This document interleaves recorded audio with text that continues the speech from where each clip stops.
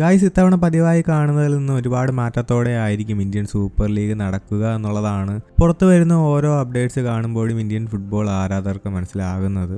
ISL kick off തീയതിയെ പറ്റി ഒരു ധാരണ നമുക്ക് ലഭിച്ചിട്ടുണ്ടെങ്കിൽ പോലും പല ISL ക്ലബ്ബുകൾക്കും ഇതുവരെ അവരുടെ ഗ്രൗണ്ടുകളുടെ ലഭ്യതയെക്കുറിച്ചും മറ്റ് പ്രശ്നങ്ങളും ഉള്ളതിനാൽ ആണ് ഫിക്സേഴ്സ് ഇതുവരെയും വരാത്തത്. വൺസ് എല്ലാ ക്ലബ്ബുകളുടെയും കാര്യത്തിൽ ഒരു ധാരണ ഉണ്ടായാൽ ഉടനെ തന്നെ ഫിക്സർ പുറത്ത് വരുമെന്നുള്ളതാണ് മനസ്സിലാവുന്നത്.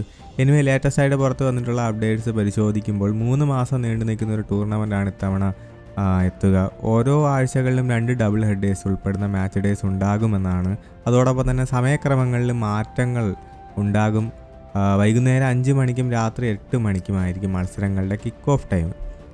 ലീഗിൽ നിന്നും പ്രൊമോട്ടായി വരുന്ന ഇന്റർ കാശി ഉൾപ്പെടെ 14 ക്ലബ്ബുകളായിരിക്കും ഇത്തവണത്തെ ഇന്ത്യൻ സൂപ്പർ ലീഗിൽ പന്ത് തട്ടുക. മറ്റൊരു പ്രധാന മാറ്റം എന്തെന്നാൽ ഹോം മത്സരങ്ങളുടെ കാര്യത്തിലാണ്. എല്ലാ ക്ലബ്ബുകൾക്കും ഇത്തവണ തുല്യമായ ഹോം മത്സരങ്ങൾ ലഭിക്കുന്നതല്ല. പല ക്ലബ്ബുകൾക്ക് ഹോം മത്സരങ്ങളുടെ എണ്ണത്തിൽ വ്യത്യാസവും ഉണ്ടാകുമെന്നാണ് മനസ്സിലാവുന്നത്. ഉദാഹരണത്തിന് ഇത്തവണ ബ്ലാസ്റ്റേഴ്സിന് 13 മത്സരങ്ങൾ ഉണ്ടാകും. അതിൽ 9 ഹോം മത്സരങ്ങളായിരിക്കും കോഴിക്കോട് സ്റ്റേഡിയത്തിൽ. ബട്ട് ബ്ലാസ്റ്റേഴ്സിന് ഈ ഒരു അഡ്വാൻറ്റേജ് ഉണ്ടെന്ന് പറയുമ്പോഴും ചില ക്ലബ്ബുകൾക്ക് 13 മത്സരം ഉണ്ടെങ്കിൽ അതിൽ 3 മത്സരങ്ങൾ മാത്രമായിരിക്കും ഹോം മത്സരങ്ങളായി ലഭിക്കുക.